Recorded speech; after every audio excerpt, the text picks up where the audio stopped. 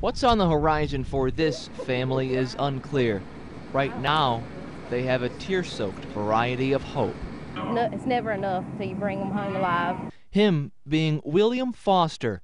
Foster and Matt Jamison were on harvest time when it capsized Tuesday in the Pamlico Sound. Jamison was found Wednesday morning clinging to the overturned hull.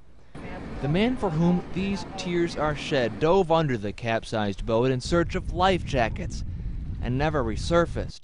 The search for Foster was suspended Wednesday afternoon. The Coast Guard is investigating as to what went wrong out there on the Pamlico Sound.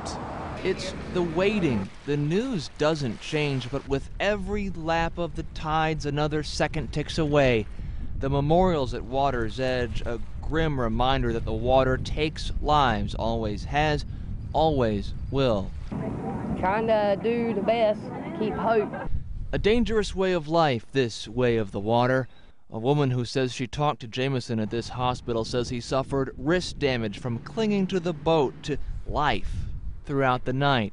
But 24 hours after being stranded in the Sound, he was in a hospital, recovering, while Foster's family only gets to wonder. In Craven County, John Erickson, News Channel 12.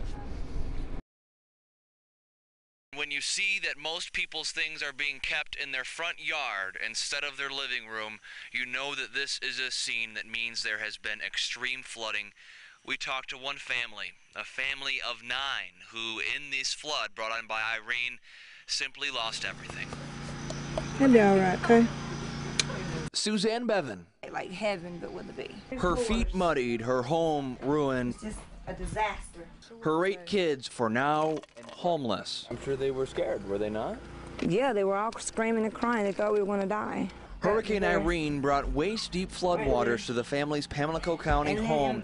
As that water took over the Hoboken area, she grabbed her children one by one. I stood like this and let them get up there. Bevan says the storm took everything she had. Well, the possessions at least. It just flooded everything out. So where do you go from here? I have no clue.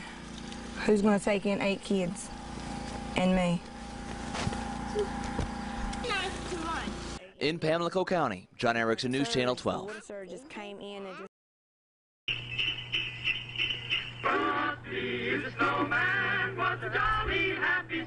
He's as much of a holiday icon as green wreaths, as bright lights as St. Nick himself.